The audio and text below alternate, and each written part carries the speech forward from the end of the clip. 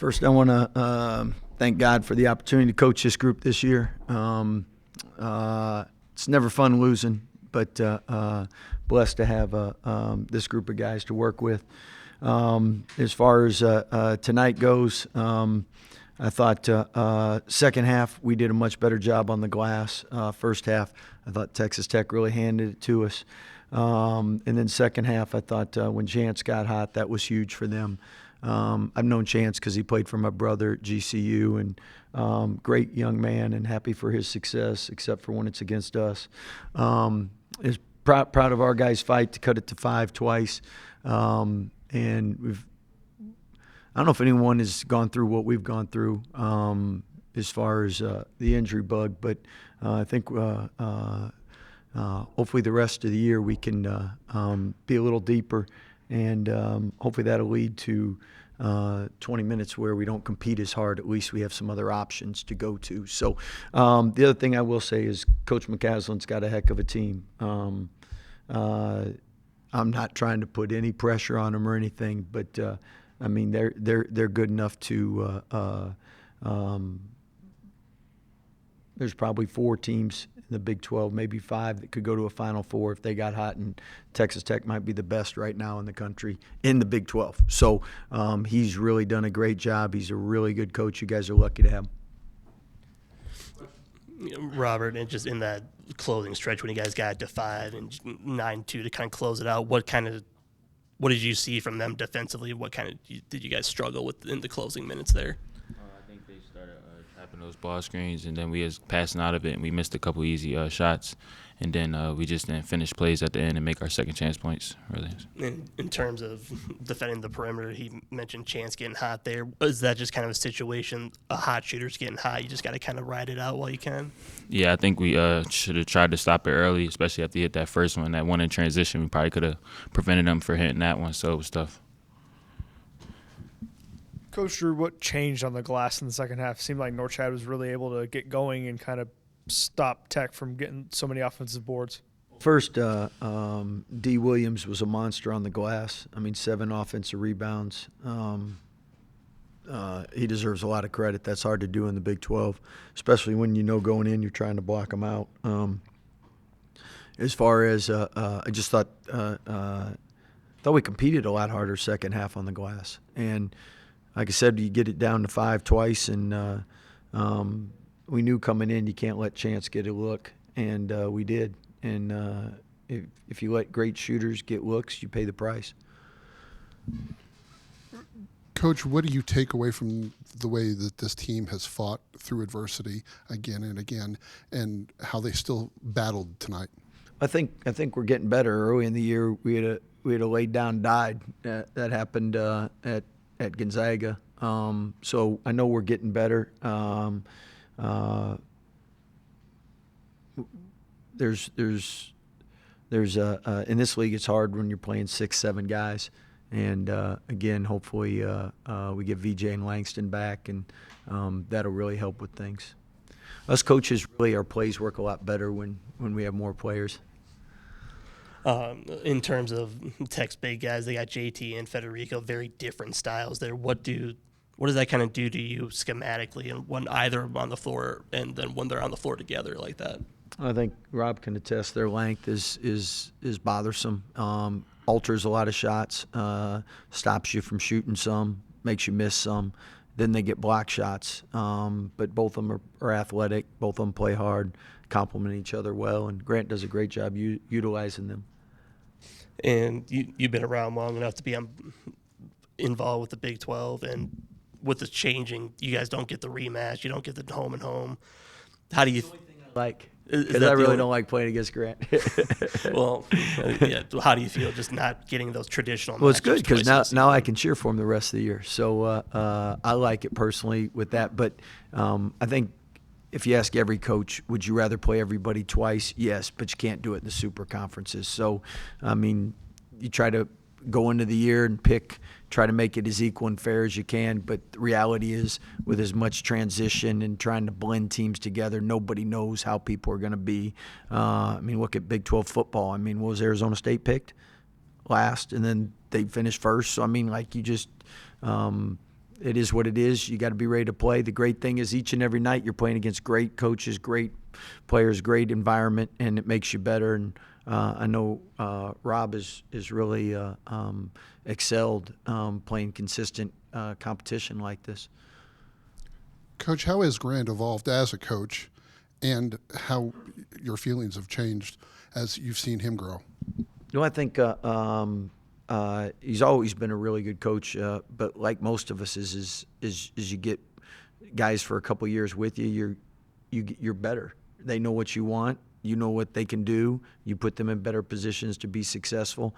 And I mean, to like all of us, we add a lot of pieces, but I mean, Chance is a returner. He knows exactly what Chance is going to do, what he can do, when he can do it, and that is beneficial. Anything else? Leave her up. All right.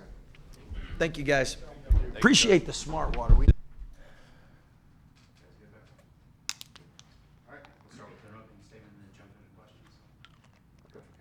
Man, the United Supermarkets Arena tonight was unreal. Man, it was just the atmosphere, the student section. Man, what a venue to play college basketball. I can't imagine it being better. I really can't. I'm so thankful. It's a blessing for our team to compete and be Red Raiders. And I don't say that lightly, because it's not like this at other places. And I'm so thankful. And we're thankful. And then, it's a great Baylor team. And I think their best days are ahead of them as they get healthy. Playing without VJ is really difficult. I mean, he's such a downhill physical player that can make threes, and he was playing his best basketball. I hated to see that. He wasn't able to play, but they did get Roach back, and Roach is a problem. I mean, he had 12 in this one, but you could tell he's finding his rhythm, and that's a really good team. A really good team. First half, we guarded them well, and we finished it with rebounds. Second half, we guarded it well, and we didn't finish it with rebounds, and I thought that was the difference that made the game close. But, man, I just love the grit of this team. We keep finding a way to separate when it matters. I thought Darian Williams was tremendous down the stretch. Elijah Hawkins' ability to control the game, and then ultimately Chance McMillan broke the game open. And his will to win is tremendous. Federico was remarkable on the glass, and man, we just got great team defense possessions that we can still improve a lot. But man, I love seeing our team play together and play for each other. Coach Drew said a couple minutes ago that this team could be a Final Four caliber team. What does that mean to you? Well, it's easy for him to say. I mean, he likes putting squeeze on people like that. No, he's one of the most encouraging people I've ever been around in my life. So, and he always is positive, and it's always telling you what you can really do. And I'm telling you, he really is one of the most encouraging people I've ever been around. And maybe he is the most encouraging. And I just really appreciate him. But I mean, we're not thinking about anything other than winning the next one and trying to get better as a team. That's the truth. So, you talked about it earlier. When you have that fire, what was the fire that you put into Chance that started that 9-0 Chance run? That had anything to do with me. That has to do with Chance. I mean, Chance's motor and his willingness to do what it takes to win. I think the one thing about Chance is he tries to find ways to create, and I think he just needs to err on the side of thinking shot first, and if that prep's right, then people overcompensate for his ability to shoot, and then he can drive. Sometimes he gets to where he's trying to drive it before he's really got them in a position where they have to close out farther. And I mean, you got to guard him everywhere. And his motor never stops. That's what makes him awesome. And combine him with the lineups that we have where you got JT and Darian Williams and Christian Anderson and Kerwin Walton. I mean, he's just got all these offensive great players around him, so it just makes it more where he can get loose. And Elijah Hawkins doing a really good job passing the ball, man. Like, really good job. And it's fun to see that these guys, to me, it's fun to watch them guard, but it's a lot of fun when we can separate and make shots like we did during that stretch. You talked about it in your opening statement, but how impactful is it to be able to play in the United Supermarkets Arena when you're going against a team that just had their biggest win of the season so far? How important is it to have that set of a fan base to where they can kind of confuse the other team? Yeah, if you want to play for championships, your home court advantage has to be like what it was tonight. That's the truth. And it's real. I mean, the impact is real. Like the momentum that we get from playing here, and we need to get scrappier when the ball's loose. I mean, I want there to be this different culture of fight and scrap. And I do think we scrapped that second half. We just didn't rebound well enough. But the ball's loose, and give Baylor credit. I mean, I felt like they were really put us in a bind a couple times by the way we just got to get better at doing those little things in those possessions where it gets that grimy. And man, that's where I think we've got to keep taking steps, and that's where this builds even crazier to me. I mean, not just when you're making shots, but when you're coming up with all these, tough plays. And that's what I want our people to appreciate. Coach, it looked to me like the first half was kind of a finesse half of basketball, and the second half was a much more physical half of basketball, and you won both halves. So just any comment on that? Yeah, well, I will tell you, I thought the first 10 minutes was super physical, and then as it kind of the end of the half, it got a little, it was just weren't shooting any free throws and weren't calling. I mean, there wasn't any fouls called, so it was just more of a kind of alternate. Well, I did think it ramped up significantly. I mean, when you score 24 points in a half like did, I think there's an urgency to, like, how do you create extra possessions? Because they weren't able to do that in the first half, and I think we held them scoreless maybe the last 4 minutes of the half. So I do think their urgency was what it needed to be, and they came out and punched us in the mouth to start the second half. I mean, we did not respond well, and that'll be something that we got to take a look at. But no, the urgency on their side, give them credit, because I thought they really battled back and gave themselves a chance to win the game. It was it was a 7-point game with 5 minutes to go or whatever it was, and you could feel the game being like, hey, who wants to win this? And I did think we got the right grit in this group to separate when it matters. And were you happy with the way you were able to take advantage of them switching 1 through 5? I mean, a lot of times they had like John on McMillan or something like that, and particularly in the second half. Do you think you did good in that regard? Yeah, I mean, that's a hard way to play the game, is when you're just trying to expose mismatches. And because then you lose the flow of, like, people touching the basketball. So, I mean, I told our staff, like, one thing I want to be able to do is, like, maybe get to different actions where everybody gets to handle it, so you just don't catch it one time in 5 possessions. And, I mean, I do think we've got great players that can take advantage of that. I thought Elijah was really good tonight in that. I mean, he's had his times where he's gone in there and jumped up and shot some tough twos, and I thought he made a couple of great twos. I thought he shot the ones on balance, and when he missed them, we had a chance to rebound them tonight. And I thought he was instrumental in making all that work from the beginning.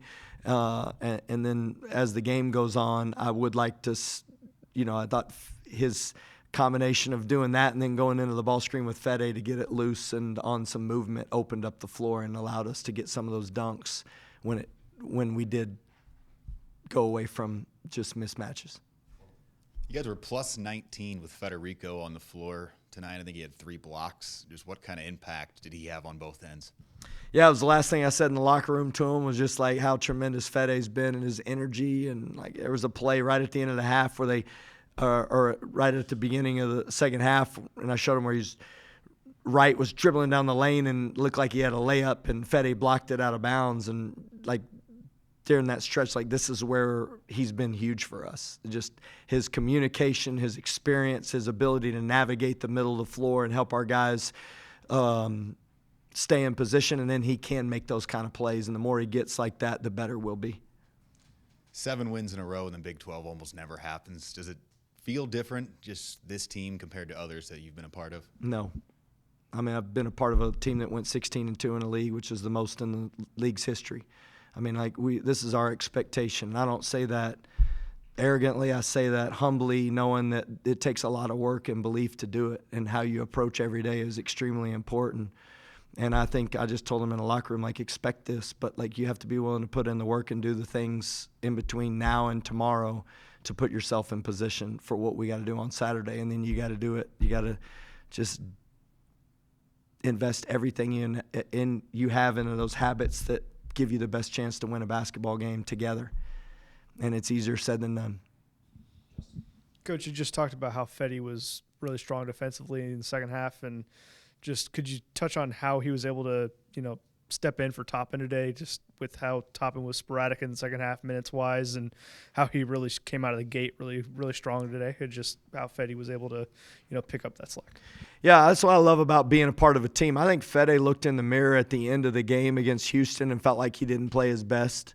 And that's where we've got the team who's got the heart to take hard coaching and get better. And Fede's perfect at it, honestly. Like he's as good as it gets at just embracing those things that he needs to improve on. And I thought his intensity, and I'll tell you what's fun is listening to them talk to each other. Like when you're a coach and you're telling them what to do, it's great. But when they're out there solving it, that's what he and E are doing in the middle of the floor. And that's what Darian Williams brings to the table. He's got major command when the game's on the line. We just got to have that kind of command over the course of the game, and that's how you create a dominant defense, not like a good defense. I think we got a good one, but we're not a dominant defense. I mean, we have our stretches, but the ability for those guys to like really communicate what they see and then to solve it while it's happening, that's where we're getting. And Elijah Hawkins on the ball and Federico in those ball screens, that's becoming like a really good combination for us.